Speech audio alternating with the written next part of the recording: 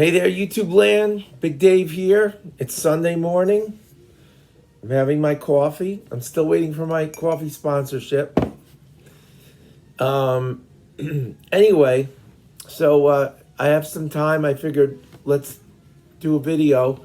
And one of the questions that I've been sent a couple times is about the different kind of mouthpiece designs and all that kind of stuff. Now, there's a lot of information already out there. You can search stuff and look at pictures and drawings. And I encourage you to look for some of the drawings of the old Meyer mouthpieces.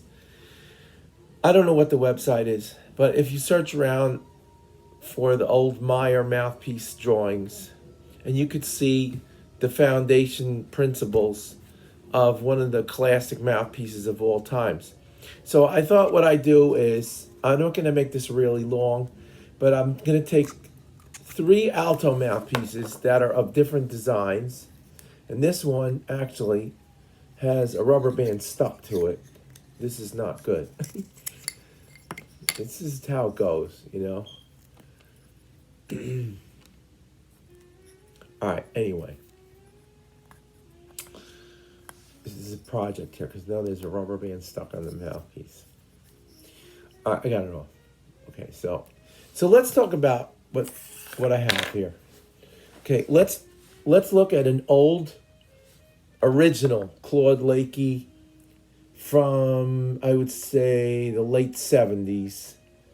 This is a handmade Claude Lakey. It's in original condition. This is his facing, his tip, his inside. It doesn't really have any damage to it, and one day I might sell this. This is an original. And it's a very good playing mouthpiece. I've played some of the other ones that came out later, and I didn't care for them as much, they were more of a processed mouthpiece, but this is a handmade version. And you could see how much time he spent finishing off the tip and everything. It's all really nice. The baffle design has a pretty nice slope. It's loud, and it played good with this reed. This was a 2.5 purple box that I kind of used this here and there. This was not like a main mouthpiece that I was using, but I did use it a fair amount at one time on and off with switching it with some other mouthpieces. And I found that in certain places it carried really well. The low register has a little bit of a slappiness to it, and that's because of the design of the chamber. Although he has a nice beveled front here. There's a nice wide beveled front. And the only thing is it doesn't go very deep on what they call sometimes the floor here. It doesn't go that deep, so it's maybe tends to be a little more slappy. This Yanakasawa has more room in the floor there, and it's also a square chamber.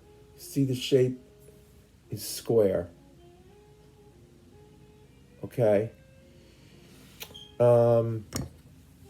This is a semi-round. If you look at the basic shape, you can see the round underneath the table here, and opposed to this one, this is a more or less square chamber. This has more room in the throat, and this just has a little more substance to the lower register. And I've used this mouthpiece. I don't play alto hardly ever anymore. I don't even own an alto right now. I mean, I own it. It's not here. One of my sons is using it and probably will be using it. I don't, unless I get some kind of an alto gig where I must have the alto, And then this is a Meyer improved kind of copy. This is a CE Winds. That's also, hand-faced. And it has very nice finishing on it. See how nice the tip is finished? And you see the more rounded inside. and also the rounded sidewalls, okay, which is more scooped out and rounded. I'm sitting here by a window so that I get light into these. But you can see this is all more rounded out. It has a baffle, and then it goes down further. So it has a much deeper throat area here, opposed to like the Lakey, which has a baffle that goes and then stops suddenly. This goes down into the chamber. And this is very, I would say, quite accurate to the design of the Meyers. Not sure what this says on it. I can't really read this at the moment. It says, handmade in the USA. Okay, so there's what it says.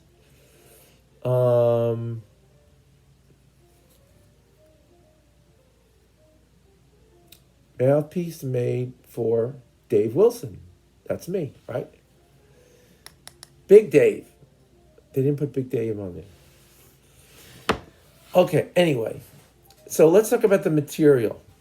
This is hard rubber. Ebonite, some people call it. This is a composite. It's not hard rubber. It's like a plastic composite.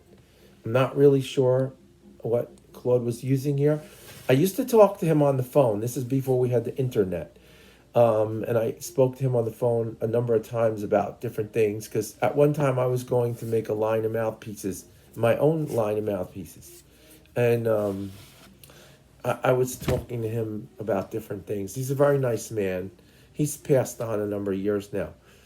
And this is Yanakasawa out of the box, and it has a hand facing on it. You know, that's one good thing about, I don't even know if they still make these. But this has a lot of flexibility. It's a bright, but yet has substance, and the low register still has that core to it. So you can change the reed a little bit and get, sounds. I really am a big fan of these Yanakasawa metal mouthpieces on the alto. I think they play great, and they have less problems than some of the other mouthpieces that are designed more extremely with high baffles and stuff like that. As far as brightness goes, the three of these, I would say, and this is where the kind of misinformation comes in. People say, oh, it's a metal mouthpiece, it's bright. But that's not true. It's the design of the inside, okay? That really matters more than anything else. The material has some impact on it, but in some cases you might not even know what mouthpiece you're playing. Let's just take a second and talk about Hank Mobley. You know, he made all those classic recordings of Miles Davis and all this other stuff. Sometimes he used a rubber auto link. I've seen pictures of him with a rubber brill hard, and I've seen pictures and different things with him with metal auto links, and he virtually sounds about the same on all of them. Sonny Stitt. I saw Sonny Stitt a number of times.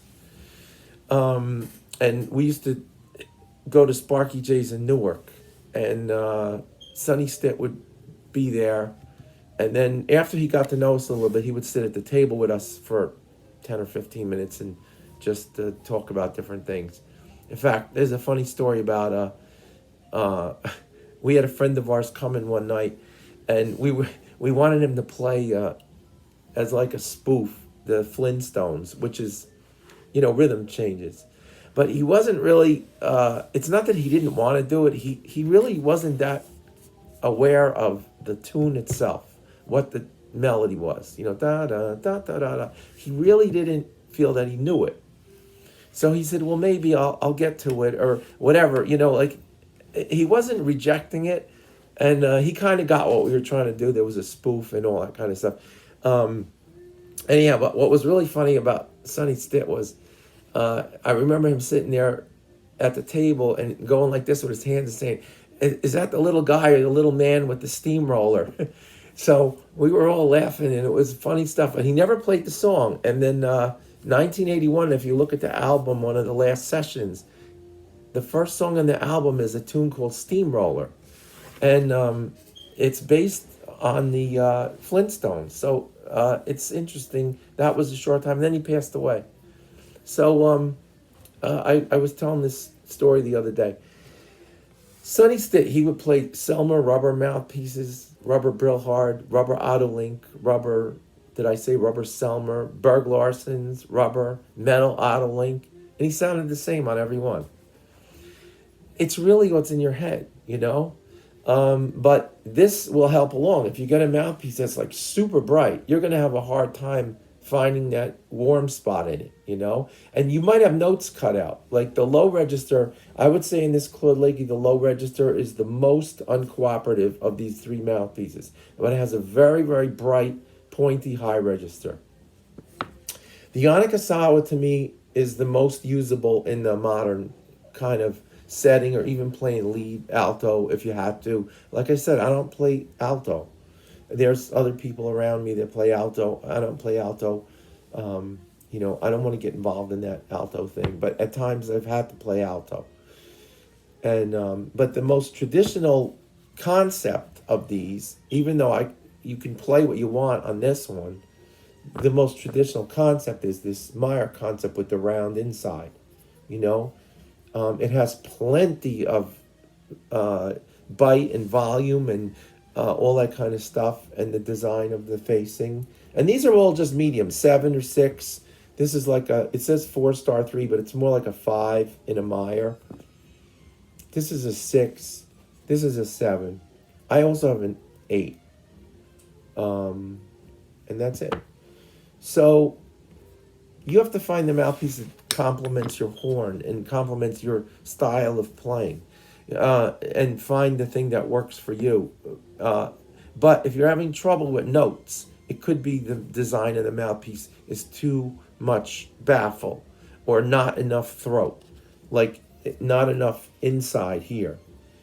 And that's a little bit with this Claude Lakey. On the tenor ones, I've drilled out a few on the inside, and they play much better. But the alto ones seem to be more balanced. Okay, so thank you for following along. Now's the winter. I'm going to be stuck in here for a while, so I'll make some more videos. And but I appreciate you following along and subscribing and working on my coffee sponsor. This is Green Mountain. Dark. Okay, have a good day. Happy Sunday.